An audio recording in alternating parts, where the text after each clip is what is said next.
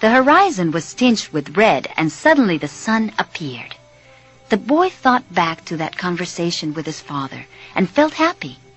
He had already seen many castles and met many women, but none the equal of the one who awaited him several days hence. It's the possibility of having a dream come true that makes life interesting, he thought, as he looked again at the position of the sun and hurried his pace. He had suddenly remembered that in Tarifa there was an old woman who interpreted dreams.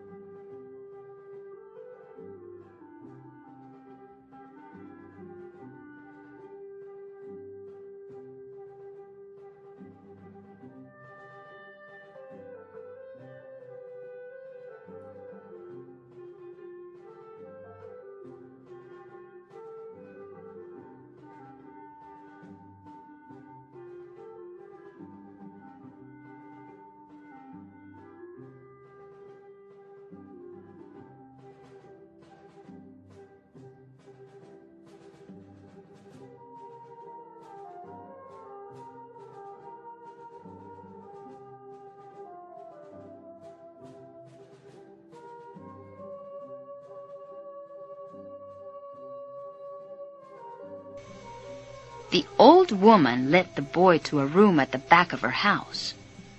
The woman sat down and told him to be seated as well. Then she took both of his hands in hers. "Very interesting," she said, never taking her eyes from the boy's hands. Then she fell silent.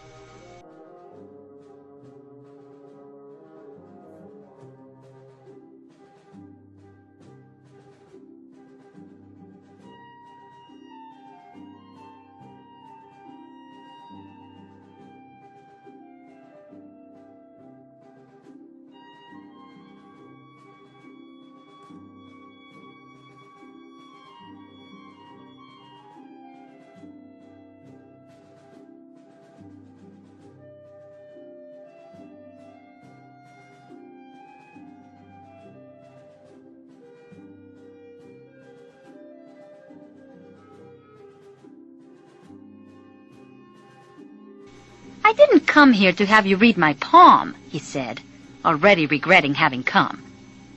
"You came so that you could learn about your dreams," said the old woman.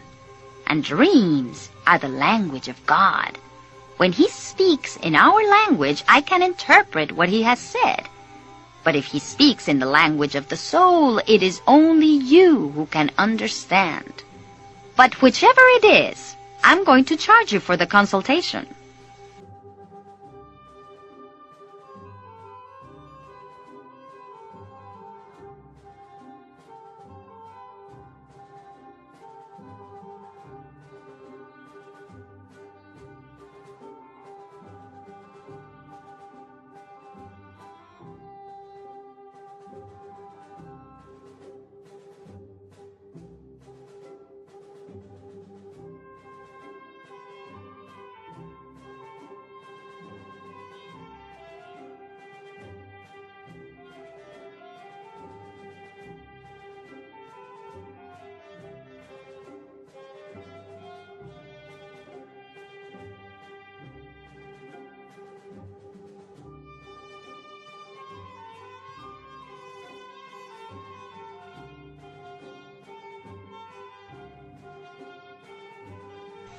A trick, the boy thought. But he decided to take a chance. A shepherd always takes his chances with wolves and with drought, and that's what makes a shepherd's life exciting. "I have had the same dream twice," he said. "I dreamed that I was in a field with my sheep when a child appeared and began to play with the animals. And suddenly the child took me by the hand and transported me to the Egyptian pyramids."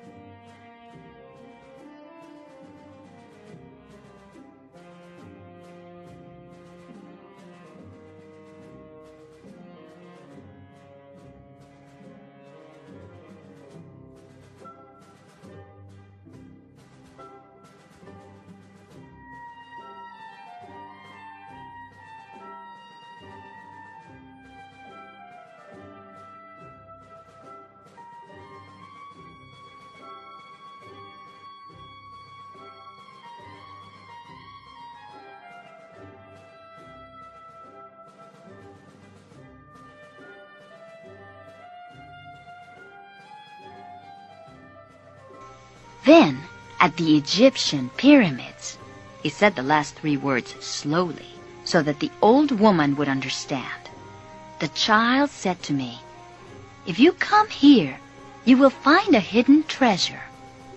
But just as the child was about to show me the exact location, I woke up, both times.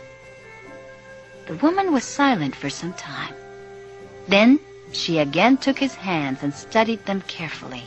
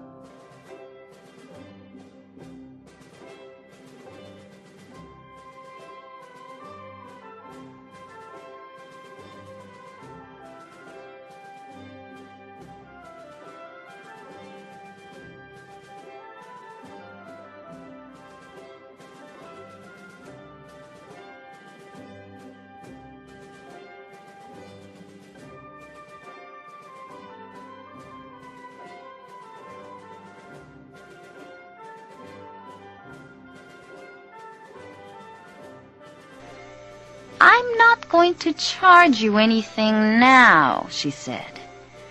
"But I want 1/10 of the treasure if you find it." The boy laughed, out of happiness. "Well, interpret the dream," he said. "It's a dream in the language of the world. I can interpret it, but the interpretation is very difficult. That's why I feel that I deserve a part of what you find."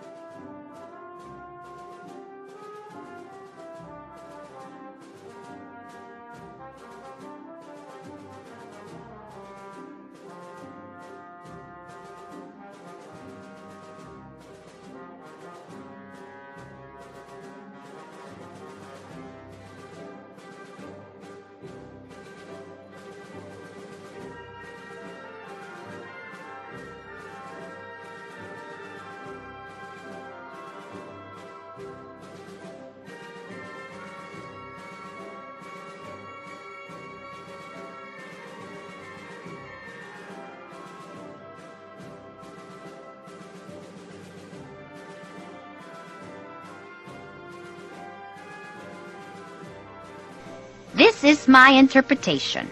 You must go to the pyramids in Egypt.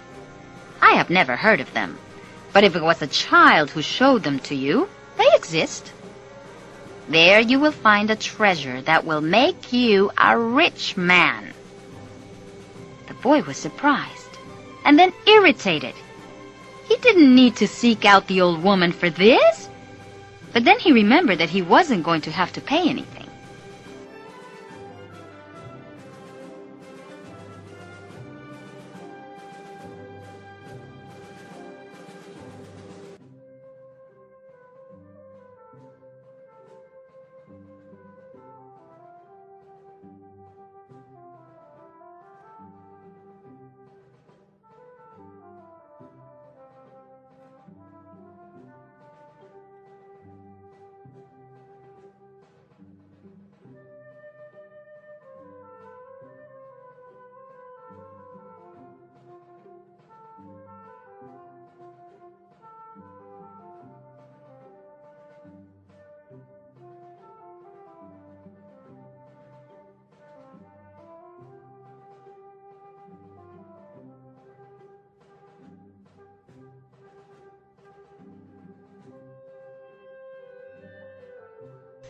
"I didn't need to waste my time just for this," he said. "I told you that your dream was a difficult one. It's the simple things in life that are the most extraordinary. Only wise men are able to understand them. And since I am not wise, I have had to learn other arts, such as the reading of palms."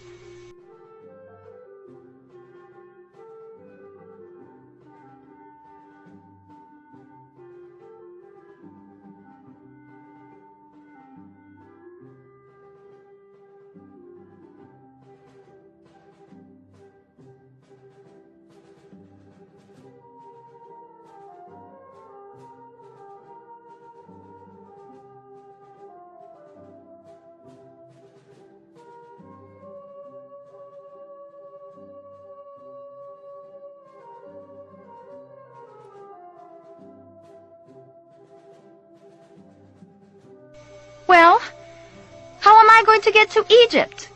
I only interpret dreams. I don't know how to turn them into reality. And what if I never get to Egypt? Then I don't get paid. It wouldn't be the first time. And the woman told the boy to leave, saying she had already wasted too much time with him.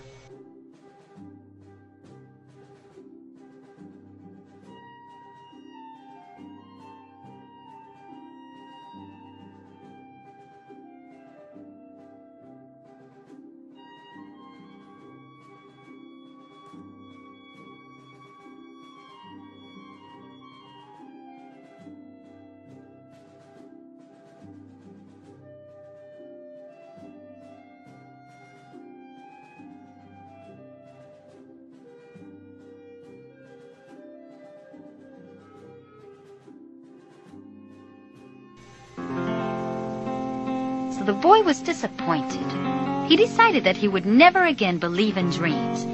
He went to the market for something to eat. He traded his book for one that was thicker and found a bench in the plaza where he could sample the new wine he had bought.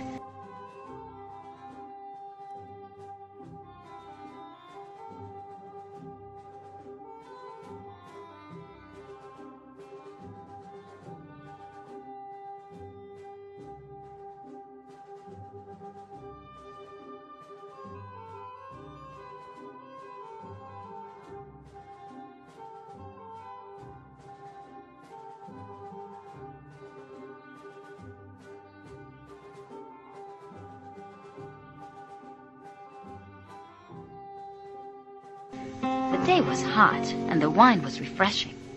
His sheep were at the gates of the city in a stable that belonged to a friend. He decided to wait until the sun had sunk a bit lower in the sky before following his flock back through the fields. 3 days from now, he would be with a merchant's daughter. He started to read the book he had bought. On the very first page, it described a burial ceremony, and the names of the people involved were very difficult to pronounce. If he ever wrote a book, he thought, he would present one person at a time so that the reader wouldn't have to worry about memorizing a lot of names.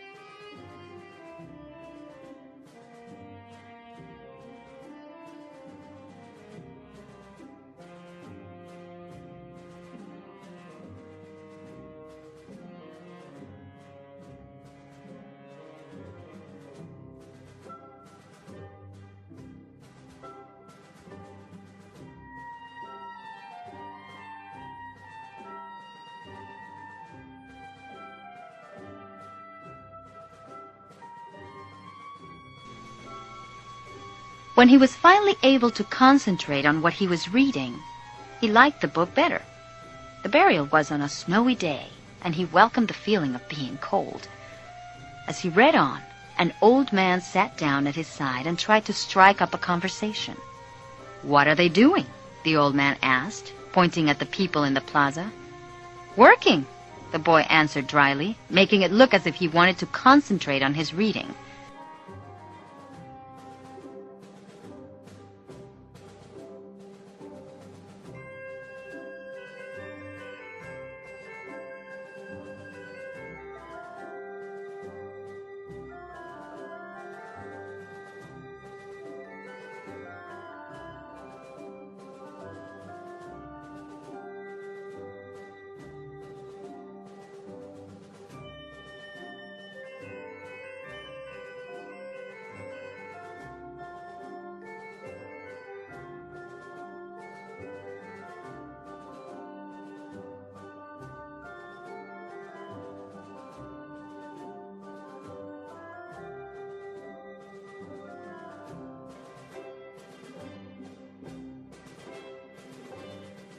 But the old man persisted in his attempt to strike up a conversation.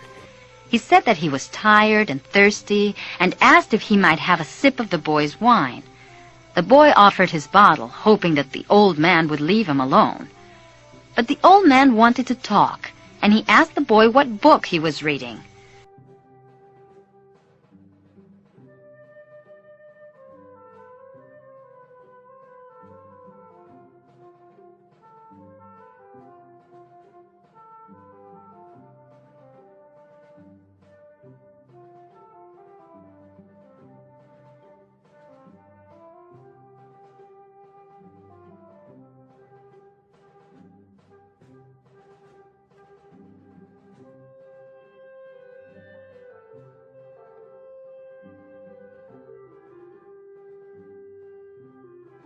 The boy was tempted to be rude and move to another bench, but his father had taught him to be respectful of the elderly.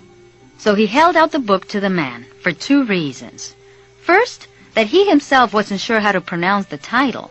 And second, that if the old man didn't know how to read, he would probably feel ashamed and decide of his own accord to change benches.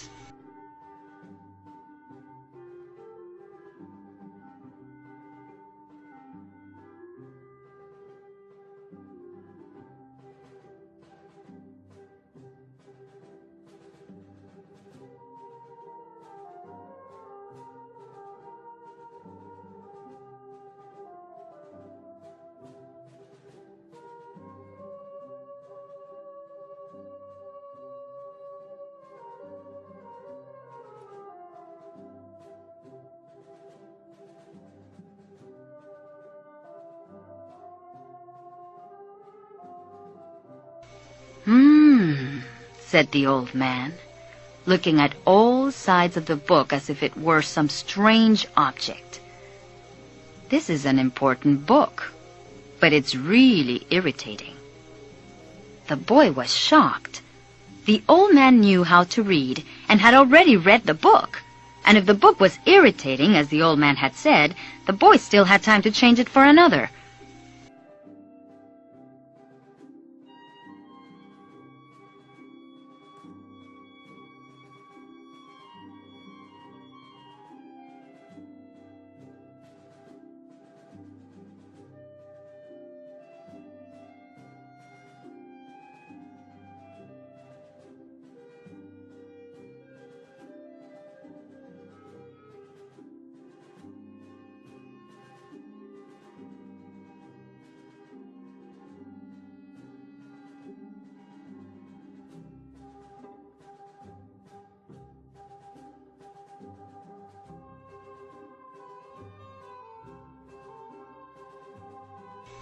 It's a book that says the same thing almost all the other books in the world say, continued the old man. It describes people's inability to choose their own destinies, and it ends up saying that everyone believes the world's greatest lie. What's the world's greatest lie? The boy asked, completely surprised.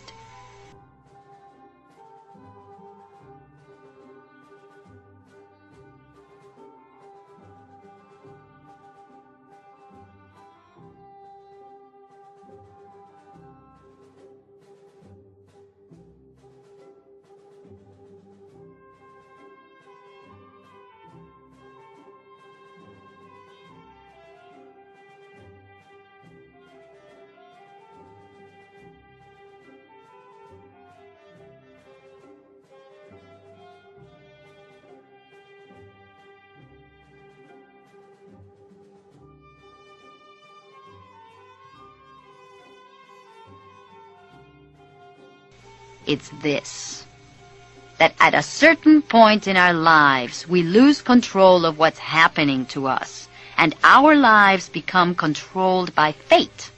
That's the world's greatest lie. That's never happened to me, the boy said. They wanted me to be a priest, but I decided to become a shepherd. Much better, said the old man, because you really like to travel.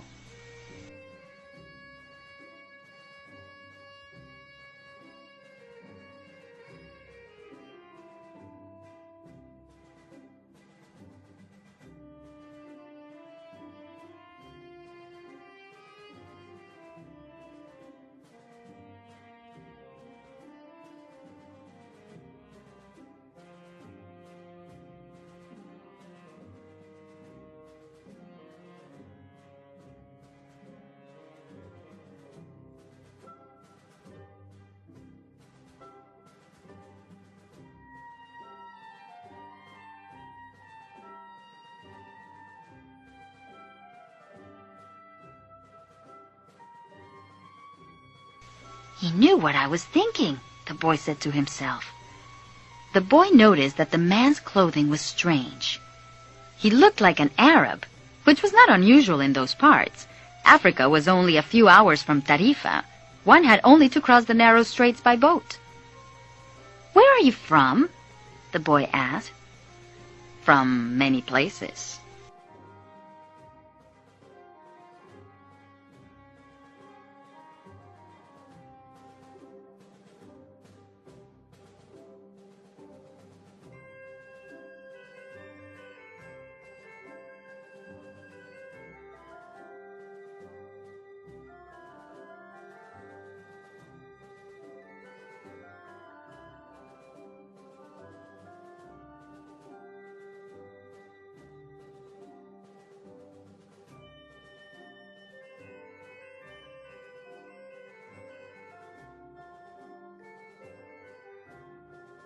"No one can be from many places," the boy said.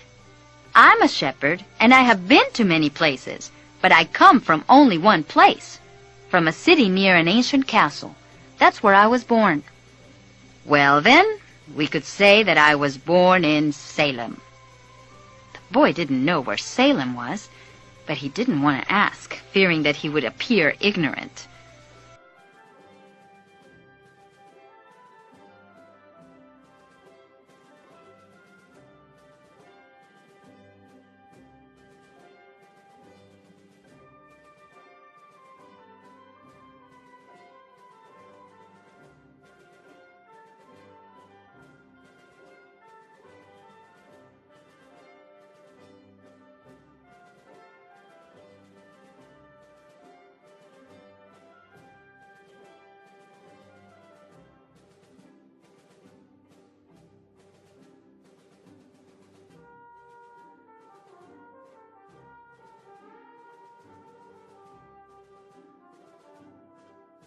"So, what is Salem like?" he asked, trying to get some sort of clue. "It's like it always has been." No clue yet. "And what do you do in Salem?" he insisted. "What do I do in Salem?" The old man laughed. "Well, I'm the king of Salem." People say strange things, the boy thought. Sometimes they say things that are so strange that you don't know how to continue the conversation. "My name is Melchizedek," said the old man. "How many sheep do you have?"